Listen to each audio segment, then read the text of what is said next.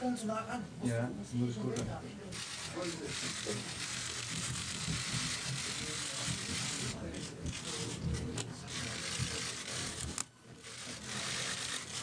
How long do I have to stay here?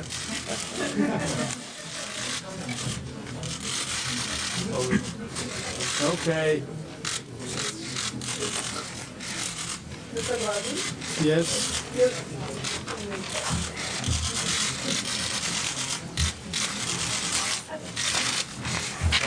Okay, thank you.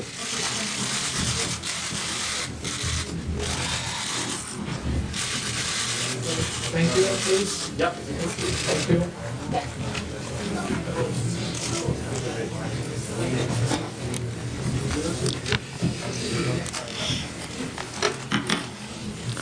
Ladies and gentlemen, Vice President and I are very pleased to welcome you to our press conference. We will now report on the outcome of today's meeting of the Governing Council, which was also attended by the Commission Vice President, Mr. Rehn. Based on our regular economic and monetary analysis, we decided to keep the key ECB interest rates unchanged. The information that has become available since mid-January broadly confirms our previous assessment. Inflation is likely to stay above 2% for several months to come, before declining to below 2%. Available survey indicators confirm some tentative signs of stabilization in economic activity at low level around the turn of the year. But the economic outlook remains subject to high uncertainty and downside risks. The underlying pace of monetary expansion remains subdued. Looking ahead, it is essential for monetary policy to maintain price stability for the euro area as a whole. This ensures a firm anchoring on inflation expectations in line with our aim of maintaining inflation rates below but close to 2% over the medium term. Such anchoring is a prerequisite for monetary policy to make its contribution to supporting economic growth and job creation in the euro area. A very thorough analysis of all incoming data and developments over the period ahead is warranted. Through our non-standard monetary policy measures, we will continue to support the functioning of the euro area financial sector and thus the financing of the real economy. Since the first 3-year longer-term refinancing operation, LTRO, or LTRO, as some call it, since the first 3-year longer-term refinancing operation was conducted in December 2011, we have approved specific national eligibility criteria and risk control measures for the temporary acceptance in a number of countries of additional credit claims as collateral in Eurosystem credit operations, which credit claims should lead to an increase in available collateral. Further details will be provided in a press release to be published today at 3:30 p.m. At the start of the current reserve maintenance period on January 18, 2012, the reserve ratio was reduced, freeing up additional collateral. As stated on previous occasions, all our non-standard measures are temporary in nature. Let me now explain our assessment in greater detail, starting with the economic analysis. Real GDP growth in the fourth quarter 2011 is likely to have been very weak. According to the survey data for the last 2 months, there are tentative signs of a stabilization in economic activity at low level. Looking ahead, we expect the euro area economy to recover very gradually in the course of 2012.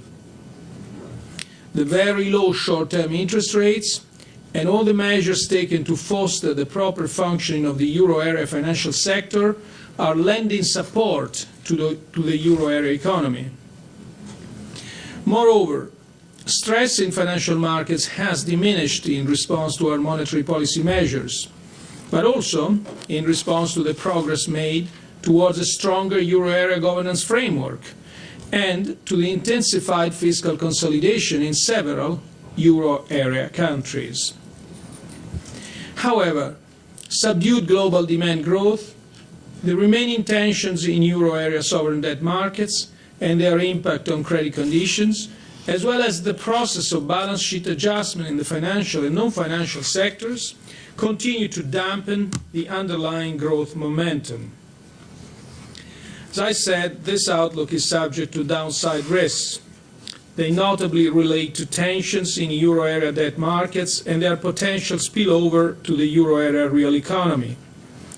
Downside risks also relate to possible adverse developments in the global economy, higher than assumed increases in commodity prices, protectionist pressures, and the potential for a disorderly correction of global imbalances. Euro area annual HICP inflation was 2.7% in January 2012, according to Eurostat's flash estimate, and was unchanged from December. The average inflation rate for 2011 was 2.7%, mainly driven by higher energy and other commodity prices. Looking ahead, inflation is likely to stay above 2% for several months to come, before declining to below 2%. This pattern reflects the expectation that in an environment of weak growth in the euro area and globally, underlying price pressures in the euro area should remain limited. Risks to the medium-term outlook for price developments remain broadly balanced. On the upside, they relate to higher than assumed increases in indirect taxes and administered prices, as well as increases in commodity prices. The main downside risks relate to the impact of weaker than expected growth in the euro area and globally. The monetary analysis indicates that the underlying pace of monetary expansion remains subdued. The annual growth rate of M3 decreased to 1.6% in December 2011 after 2% in November, reflecting a further weakening of monetary dynamics towards the end of the year. The annual growth rates of loans to non-financial corporations and loans to households, adjusted for loan sales and securitization, also decreased further in December and stood at 1.2% and 1.9%, 1.2% to non-financial corporations and 1.9% to households.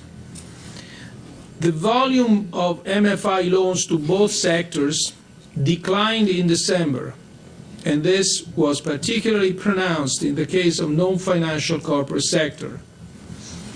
In addition, there are indications that bank lending conditions tightened further, affecting loan supply in several euro area countries in late 2011. It's not yet possible to draw firm conclusions from these developments, particularly given that the impact of the first three-year LTRO on bank funding is still unfolding and may not have been fully reflected in the most recent bank lending survey. In addition, other non-standard monetary policy measures announced in December are still to be implemented. Accordingly, close scrutiny of credit developments in the period ahead is essential. The soundness of bank balance sheets will be a key factor in facilitating an appropriate provision of credit to the economy over time. It is essential that the implementation of banks' recapitalization plans does not result in developments that are detrimental to the financing of economic activity in the euro area.